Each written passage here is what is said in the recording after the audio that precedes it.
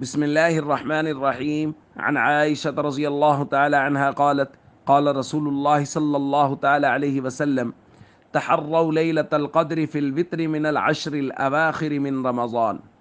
رواہ البخاری۔ نبی کریم صلی اللہ علیہ وسلم نے ارشاد فرمایا، لیلۃ القدر کو رمضان کے آخری عشرہ کی طاق راتوں میں تلاش کرو۔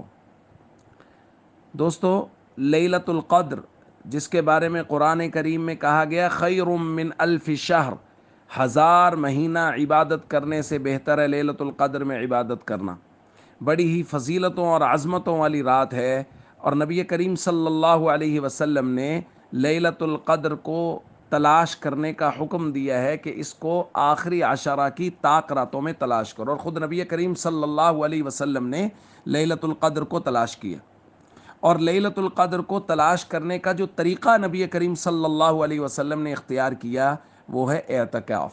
نبی کریم صلی اللہ علیہ وسلم آخری عشرہ کا اعتکاف فرماتے، اور حضور نے فرمایا آخری عشرہ کی طاق راتوں میں لیلۃ القدر کو تلاش کرو۔ دوستو، اعتکاف جو آخری عشرہ میں کیا جاتا ہے یہ سنت مؤکدہ علی الکفایہ ہے، یعنی اہل محلہ میں سے اگر کوئی ایک شخص بھی مسجد میں اعتکاف نہیں کرے گا تو سب لوگ گناہ گار ہوں گے۔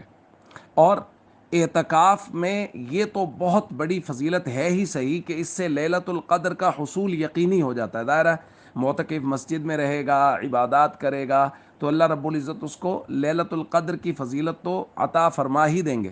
لیکن اس کے ساتھ ساتھ نبی کریم صلی اللہ علیہ وسلم نے معتکف کے بارے میں اور فضائل بیان فرمائے۔ حضور نے معتکف کے بارے میں فرمایا، وَيَعْكِفُ الذُّنُوبَ وَيُجْرَى لَهُ مِنَ الْحَسَنَاتِ كَعَامِلِ الْحَسَنَاتِ كُلِّهَا، کہ معتکف چونکہ مسجد کے پاکیزہ ماحول میں ہوتا ہے اس لیے وہ گناہوں سے محفوظ رہتا ہے، لیکن اس کے لیے نیکیاں جاری کر دی جاتی ہے جیسے کرنے والوں کے لیے نیکیوں کا ثواب۔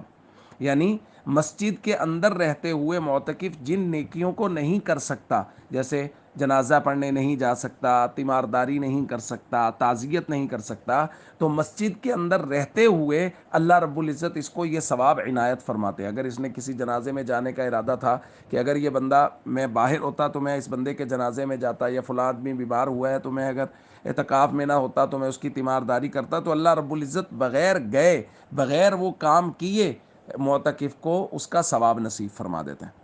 تو اس لیے دوستو ہم سب کو چاہیے آخری عشرہ میں خاص طور پہ طاق راتوں میں پوری محنت اور کوشش کریں، اور ویسے بھی آخری عشرہ اب بالکل تھوڑے دن رہ گئے ہیں، تو ہمیں رمضان المبارک کے ان تھوڑے سے دنوں میں زیادہ محنت اور کوشش کرنی چاہیے، اور زیادہ معمولات کی پابندی کے ساتھ باقی رمضان گزارنا چاہیے۔